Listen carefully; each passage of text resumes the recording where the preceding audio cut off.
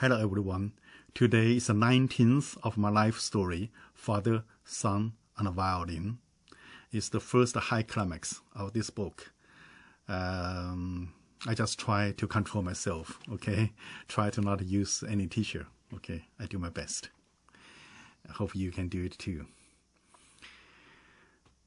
Why play the song, Home, Home, Sweet Home, away from home in the rain? This is a direct conflict between Father and me, caused by the violin. Father stayed home for a few days. In that period, I could not practice my violin because my hand was enlaced with bandage. Although I felt wronged and acted rashly towards my father, I was afraid of losing the opportunity to show off my violin playing ability in front of him. I did not forget that was the part of my very original purpose of playing the violin, to impress him, make him acknowledge my talent, and respect me. There were only 2 days left before Father was to return to his May 7 card school. I played the Trent and returned back home in the afternoon. I took the guards off my hand and endured the pain trying to practice the old European folk song, Home, Home, Sweet Home.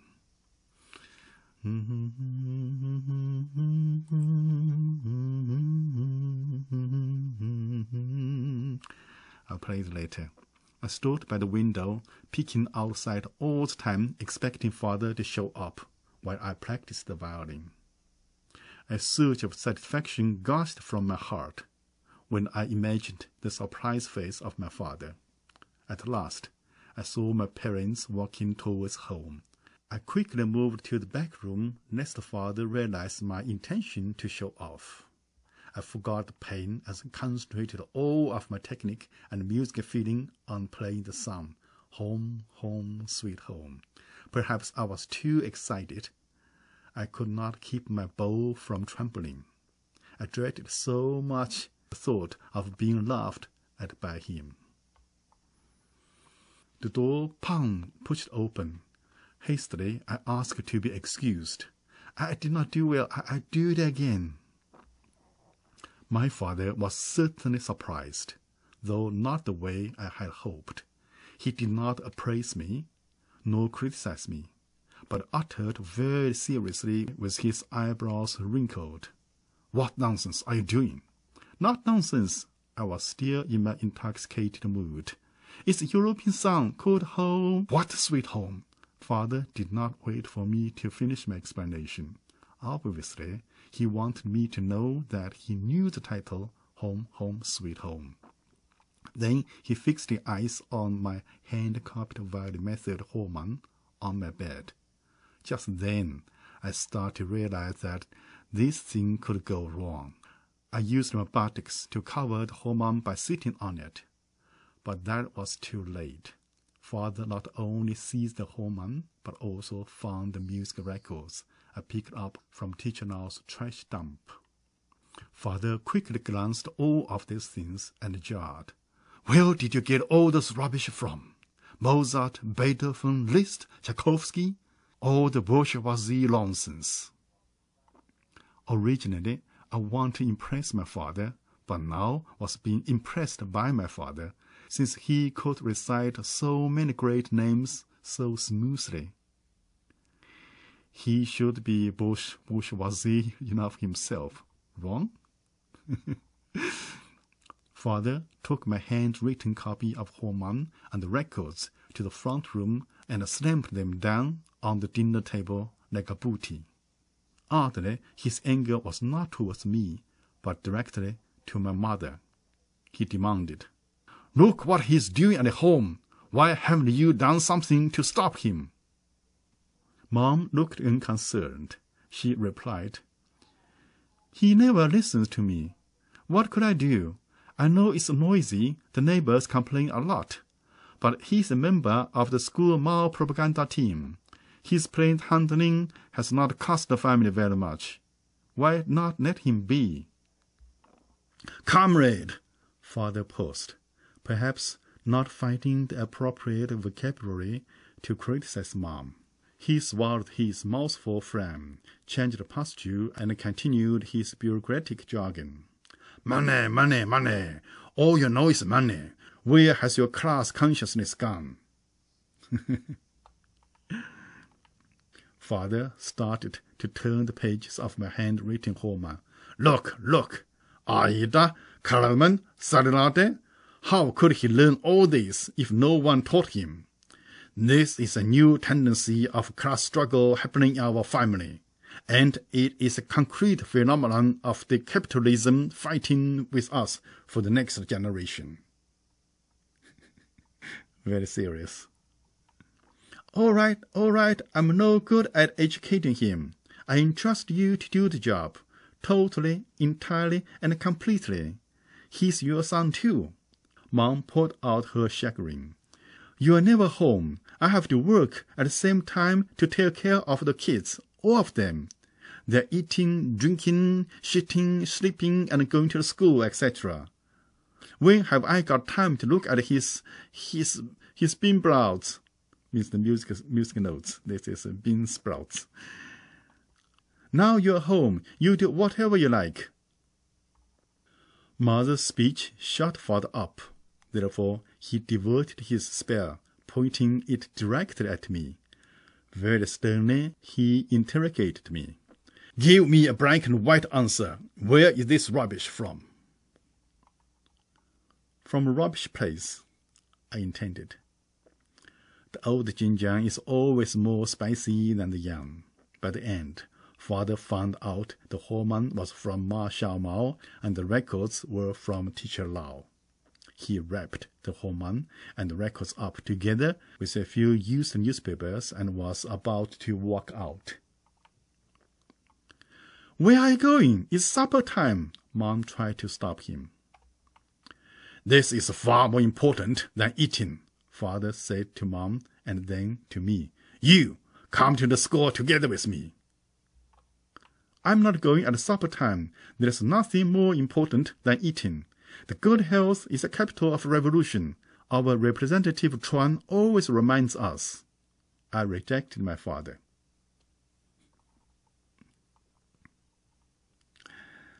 Ladies and gentlemen, think of that. When I was beaten, he, as the strongest man in the family, refused to go to the school in my defense. But now he wanted to go to my school to accuse me because I played the violin. What on earth was this? Beyond comprehension. Of course, this is what I'm thinking today. But at that moment, I thought nothing but to protect my Holman and records. I stepped towards Father and scrapped to release my treasures from his hand. Father was not in the mood to contend with me, like someone of my age would be. He released my treasures and left. Go with your father and also take the chance sorting out the fight with your schoolmates, with your school authority, Mother ordered me. No, I'm not going, I obstinately backtalked.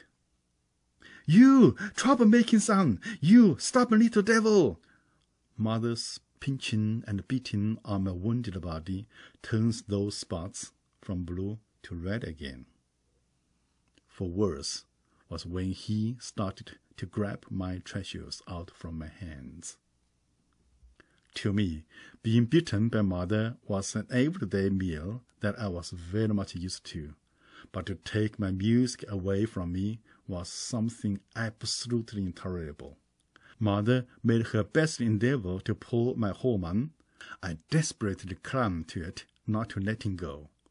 During the dire struggle, Mother lost her balance and toppled over, her hands still grabbing my music book. Danxing quickly went to help Mom stand up.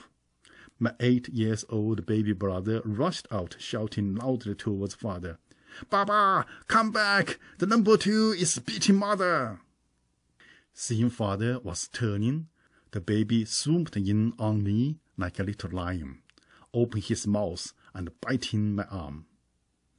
Both my hands were employed as they tightly held my music book. I had no extra hand to fight with the lion. All I could do was trying to get his teeth off by swinging my arm. The result was just the opposite. The more I swung, the more painful it was. So I had no alternative but to go to my last resort. However, regardless how hard I kicked, the baby lion would not take his teeth off me. Meanwhile, Father strolled in. He asked Mother to let go of her grip and helped her to sit by the table. He then ordered the little lion to release his weapon and embraced him for standing by his mother. Then he took my musical treasures from my hands with a sudden force and smashed them down on the ground. "You get out! Our family doesn't have such a son!" Father shouted heavily as he pushed me towards the doorway. Mother took this opportunity to pick up my hand-copied music notes and tear them page by page. The sound was simply worse than a knife cutting my heart out. Just as I was pushed out of the house, I heard the smash sound of my records. The sound too, just like a bomb blowing up inside my body. I'm sorry.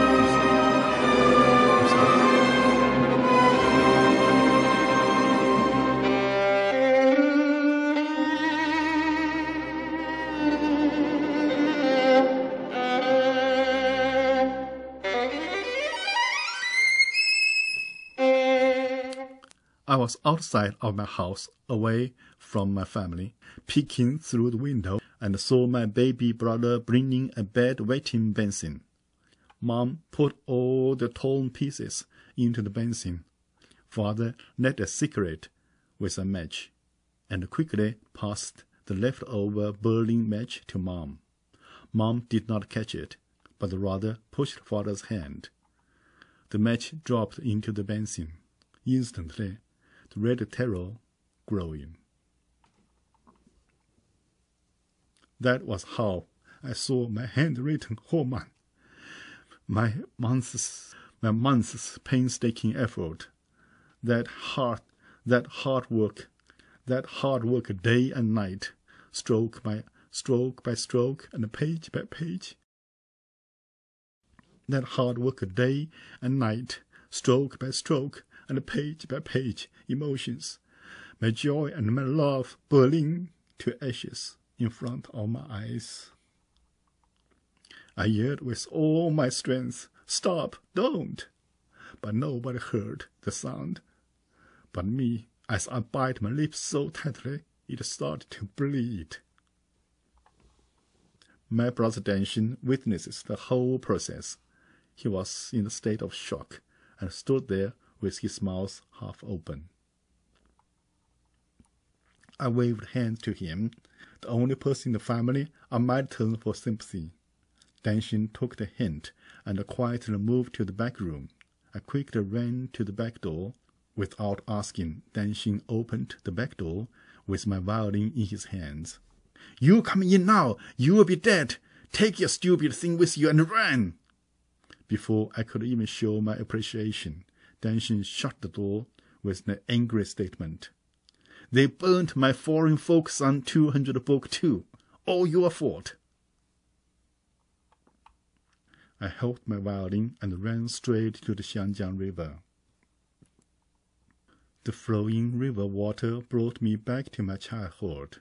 I could hear my Uncle Dean's out-of-tune sing with the wrong lyrics. The east sun is declining down to the west hill. I could also hear my aunt calling, "Daniel, the supper is ready."